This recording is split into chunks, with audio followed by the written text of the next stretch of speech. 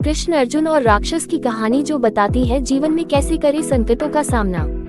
महाभारत की यह कथा बताती है कि जीवन में आने वाले संकटों का सामना किस तरह करना चाहिए, बहुत अधिक क्रोध करने का क्या परिणाम होता है और मनुष्य किस वजह से समस्याओं से हारता है। जंगल से जा रहे थे कृष्ण अर्जुन। गुप्त अंधेरा हो जाने के कारण तीनों ने तय किया कि अब आगे बढ़ना संभव नहीं है, इसलिए यही ठहर जाते हैं। सुबह होने पर बढ़ चलेंगे। इस पर भीम बोले कि यह जंगल मायावी लगता है, इसलिए यहाँ ठहर तो सकते हैं, लेकिन यहाँ सोना ठीक नहीं होगा। कृष्ण और अर्जुन दोनों को थका हुआ भांपकर भीम ने कहा, तुम दोनों सो जाओ, मैं जागकर पहरा देता हूँ। भीम देने लगे पहरा। इस पर कृष्ण ने कहा, थके तो हम तीनों ही हैं, ऐसा करते हैं बारी बारी से एक प्रहर जागकर पहरा देते हैं। सहमति होने पर कृष्ण और अर्जुन सो गए और भीम जागकर पहरा देने लगे। कुछ ही पलों में कृष्ण अर्जुन गहरी नींद में चले गए और तभी भीम को एक भयानक आकृति उनकी ओर आती दिखी। वह कोई राक्षस था। राक्षस से हुआ युद्ध। राक्षस उन्हें देखते ही जोर से चीखा और भीम क्रोध में भर गए।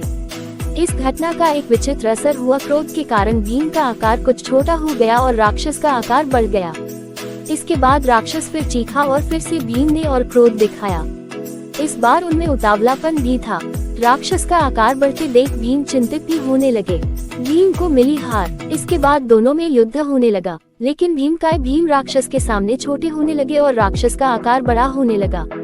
एक पहर तक लगातार युद्ध हुआ और अर्जुन के जागने का समय हुआ। इतने में राक्षस ने जोर का मुक्का मारा और भीम आधी मूर्छा में चले गए। अर्जुन को उठता देखकर राक्षस भाग गया। अर्जुन ने सोचा भीम नींद में है।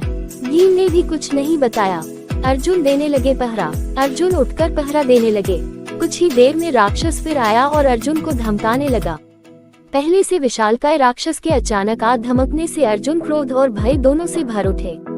दोनों में युद्ध हुआ, लेकिन राक्षस के प्रति अधिक चिंता और उतावलेपन के कारण अर्जुन उसके सामने हल्के पड़ने लगे।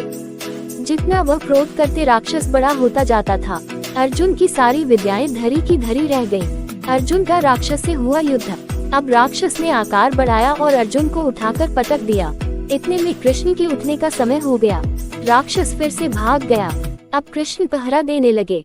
कुछ देर बाद वही राक्षस उनके सामने आया और जोर से चीखा। कृष्ण पर भी राक्षस ने किया हमला। कृष्ण जरा भी घबराए नहीं और बोले, बताओ तुम इस तरह चीख क्यों रहे हो, क्या चाहिए तुम्हें।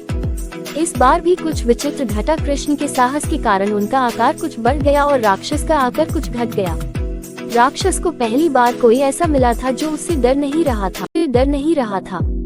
घबराहट में वह पुनः कृष्ण पर जोर से चीखा। कृष्ण ने किया राक्षस का सामना। इस बार भी कृष्ण नहीं डरे और उनका आकार और भी बड़ा हो गया, जबकि राक्षस पहले से भी छोटा हो गया।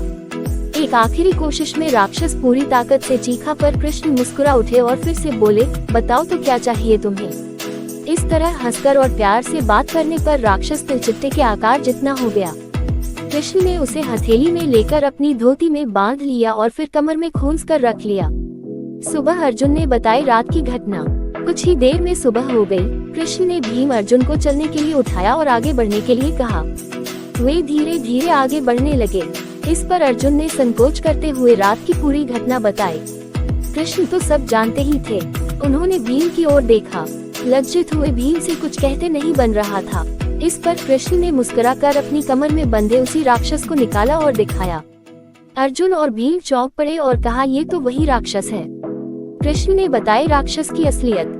कृष्ण बोले, ये राक्षस नहीं, तुम दोनों के मन में घर बना चुका अनावश्यक क्रोध है। ये तुम्हारा उतावलापन भी है।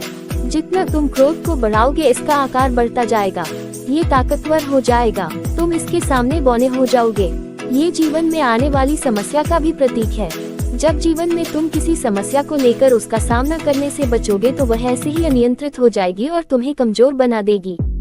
मैंने सिर्फ हंसकर इसका सामना किया, क्रोध बिल्कुल नहीं किया। इसके कारण इसका आकार छोटा होता चला गया। इस कथा से मिलती है शिक्षा। ये राक्षस वाकई हमारे जीवन में आने वाली समस्याएं हैं। विपरीत स्थितियों का सामना करने के बजाय सिर्फ उनकी चिंता करने और उन पर क्रोध करने से स्थिति और गंभीर हो जाती है।